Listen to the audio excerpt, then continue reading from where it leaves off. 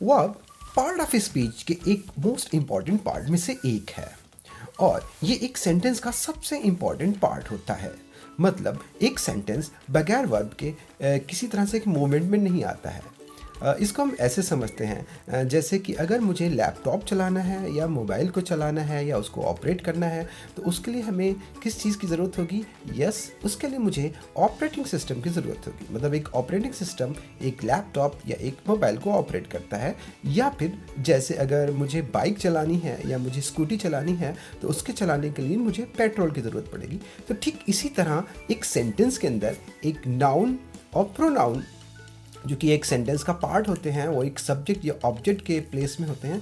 अगर उनमें कोई मूवमेंट देना है, कोई एक्शन देना है तो उसके लिए मुझे वर्ब की ज़रूरत पड़ेगी। मतलब जो वर्ब होते हैं वो एक एक्शन वर्ड होते हैं जिनसे एक मूवमेंट होता है और जिससे सेंटेंस रन करता है और एक कंप्लीट मीनिंग देता है। इसको हम अभी कुछ आगे समझते हैं और यहाँ पर देखिए जैसे कि दो एग्जाम्पल है या दो पिक हैं जिसमें एक लेडी है और वो एक वर्क कर रही हैं, मतलब एक काम कर रही हैं। तो वो क्या काम कर रही हैं? वो काम कर रही हैं रीडिंग का, मतलब वो पढ़ रही हैं।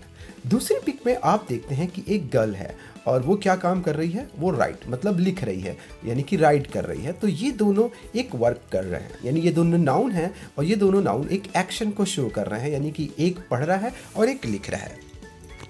नाउ अब हम इसमें देखते हैं कि इसमें एक बॉय है और वो क्या कर रहा है? वो खेल रहा है, यानी प्ले, यानी उस वो एक जो मूवमेंट है उसका वो है क्या है? खेलने का। और दूसरी पिक में हम देखते हैं कि एक मैन है जो क्या काम कर रहा है? ईट, मतलब वो खाने का काम कर रहा है। तो यहाँ पर भी ये दोनों नाउन हैं और ये दोनों नाउन कोई ना कोई एक एक्शन कर रहे हैं। को मतलब क्या हुआ कि वर्ब जो होता है वो क्या होता है कि एक एक्शन को शो करता है और इस एक्शन को कोई ना कोई नाउन तो करता ही है। इसको मैं आपको एक डेफिनेशन से समझाता हूँ। A verb is a doing word, मतलब जो वर्ब होती हैं वो डूइंग वर्ड्स होते हैं। मतलब वो उस कोई ना कोई एक्शन को शो कर रहे होते हैं, जैसे राइट लिखना, प्ले खेलना, ईट खाना, गो जाना, कम आना। यहाँ पर आप ये जितने भी वर्ड देख रहे हैं इसमें कोई ना कोई एक एक्शन हो रहा होता है।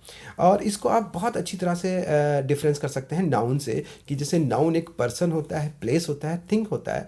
और अगर कोई नाउन उस एक्शन को, किसी एक्शन को कर रहा होता है, ऑब्वियसली जैसे हम लोग कोई ना कोई तो काम करते ही हैं और हम लोगों के उस काम करने के एक्शन को ही हम लोग वर्ब कहेंगे, जो शो करता है एक एक्शन को, इवेंट को और स्टेट को। यहाँ पर यह भी बात ध्यान रखना है कि ए सेंटेंस में either have a main verb और ए हेल्पिंग वर्ब और बोथ। मतलब एक सेंटेंस में एक मेन वर्ब भी हो सकती है और एक हेल्पिंग वर्ब भी होती है। अब मेन वर्ब और हेल्पिंग वर्ब क्या होती हैं ये मैं आपको आगे बताता हूँ। पहले मैं आपको कुछ एग्जाम्पल बताता हूँ वर्ब के। जैसे ही इज़ प्लेइंग क्रिकेट, तो यहाँ पर ही एक प्रोनाउन है और वो क्या कर रहा है? वो प्लेइंग मतलब खेल रहा है। तो प्लेइंग जो है वो हमारा वर्ब है। नेक्स्ट सेंटेंस में मैरी रोट अ लेटर, मतलब मैरी ने एक लेटर लिखा। तो मैरी ने क्या काम किया है? मैरी ने रोट मतलब लिखा है। तो ये जो रोट है ये मेन वर्ब है हमारी।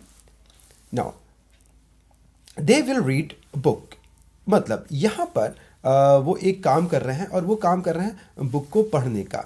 तो they will read a book मतलब वो एक बुक पढ़ेंगे, यानी क्या काम करेंगे? रीड। रीड मतलब पढ़ना। तो रीड मेरी क्या हो गई? वर्ब हो गई। तो इस तरह से हम ये देखते हैं कि प्लेइंग, रोट, रीड ये कैसे वर्ड है? एक्शन वर्ड हैं, मूविंग वर्ड्स हैं और जो ये बता रहे हैं कि कोई ना कोई वर्क हो रहा है, तो ये एक वर्ब होंगे। आगे चलते हैं टाइप्स ऑफ वर्ड। जैसे कि मैंने आपको बताया था कि एक सेंटेंस के अंदर जो वर्ब होती हैं वो कई तरह की होती हैं। सबसे पहले main verb, helping verb, linking verb, transitive verb and intransitive verb. और एक एक करके हम इन वर्ब के बारे में पढ़ते हैं। सबसे पहले बात करते हैं मेन वर्ब और action verb.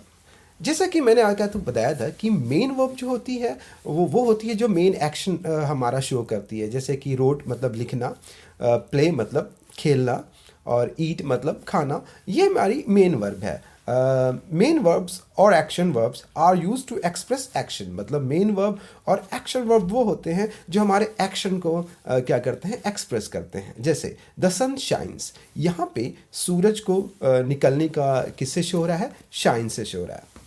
The monkey jumps, यहाँ पर जो जंप वर्ड है वो मंकी, यहाँ पर मंकी क्या कर रहे हैं? मंकी कूदते हैं। तो ये जंप जो है वो मेन वर्ब है।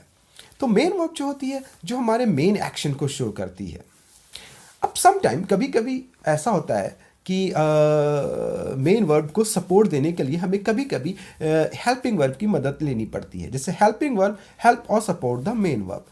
कभी कभी मेन वर्ब को एक सपोर्ट देना पड़ता है, और क्योंकि सेंटेंस को एक्सप्रेस करना है और उस एक्शन को एक्सप्रेस करना है, तो उसके लिए हमें कभी कभी हेल्पिंग वर्ब को सपोर्ट में लेना पड़ता है। क्योंकि जैसे कि आपने टेंस पढ़े होंगे तो ये तो हम जानते हैं कि हमारे एक्शन हमेशा एक जैसे नहीं रहते हैं।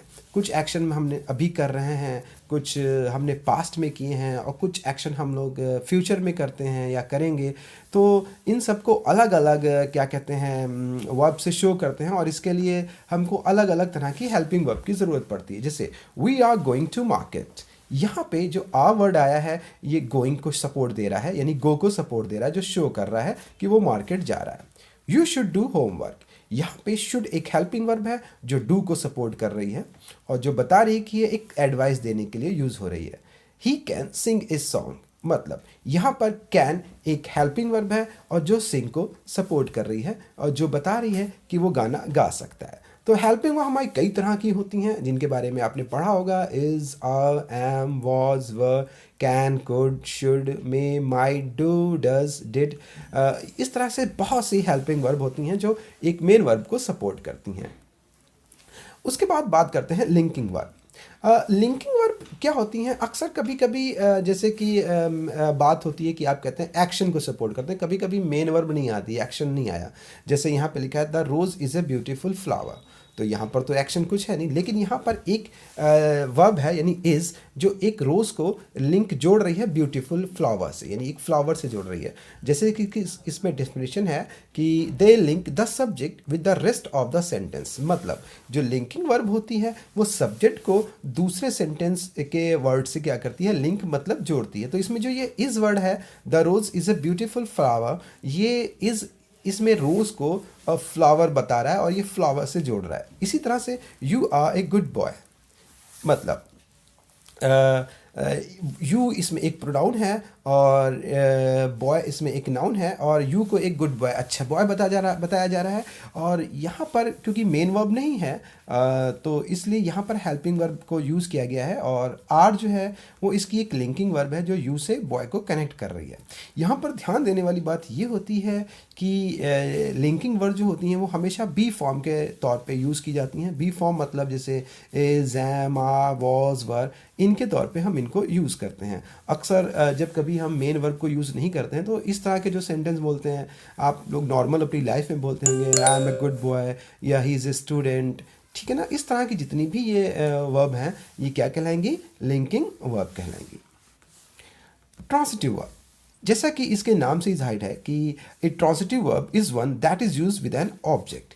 जैसे कि हम ये बात जानते हैं कि एक सेंटेंस में एक सब्जेक्ट होता है और एक वर्ब होता है और उसके बाद एक ऑब्जेक्ट होता है। तो ट्रांसिटिव वर्ब वो होती है जो हमेशा एक ऑब्जेक्ट के साथ यूज़ होती है। जैसे ही लव्स एनिमल, यहाँ पर ही सब्जेक्ट है, लव्स वर्ब है, और वर्ब्स के बाद लव्स के बाद जो एनिमल्स हैं वो ऑब्जेक्ट है।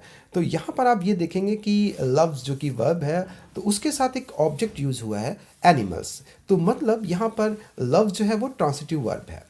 सेकेंड सेंटेंस में अगर हम देखेंगे तो क्या लिखा है, आई रोट अ बुक, मतलब उसने एक बुक लिखी। तो यहाँ पर आई सब्जेक्ट है, रोट वर्ब है, और अ बुक जो है वो क्या है, ऑब्जेक्ट है। तो यहाँ पर भी रोट यानी वर्ब के साथ एक ऑब्जेक्ट आया है अ बुक।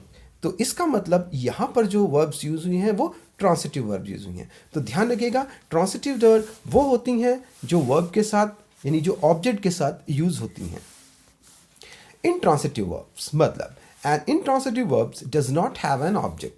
तो इंट्रांसिटिव वर्ब वो वर्ब होती हैं जिसमें ऑब्जेक्ट यूज़ नहीं होता है, मतलब हम उनको बगैर ऑब्जेक्ट के ही यूज़ करते हैं। जैसे ही वॉज प्लेइंग, यहाँ पर केवल ये बताया जा रहा है कि वो खेल रहा है, वो क्या खेल रहा है ये नहीं बताया जा रहा है। तो मतलब यहाँ पर जो प्लेइंग है वो वर्ब है, और वो कैसी वर्ब है, इंट्रांसिटिव वर्ब है। लेकिन हाँ, अगर हम इसको इस तरह से बोलते कि ही वॉज प्लेइंग क्रिकेट, तो यहाँ पर हम ये शो कर देते कि वो क्रिकेट खेल रहा है। उसके बाद शी इज़ रीडिंग, तो यहाँ पर भी वो पढ़ रही है और वो क्या पढ़ रही है ये शो नहीं करा जा रहा है, तो इसका मतलब यहाँ पर भी ऑब्जेक्ट यूज़ नहीं हुआ है और यहाँ पर केवल एक वर्ब को यूज़ किया गया है। और दैट्स मीन जो यहाँ पर ये जो वर्ब है, रीडिंग जो वर्ब है वो इंट्रांसिटिव वर्ब है। लेकिन हाँ, अगर हम इसको ऐसे लिखते कि she is reading a book, तो मतलब यहाँ पर एक ऑब्जेक्ट यूज़ हो जाता, तो फिर ये इंट्रांसिटिव ना आके ट्रांसिटिव हो जाती। तो ट्रांसिटिव और इंट्रांसिटिव वर्ब में ये डिफरेंस हमेशा ध्यान रखिएगा कि ट्रांसिटिव वर्ब में एक ऑब्जेक्ट को हमेशा यूज़ किया जाएगा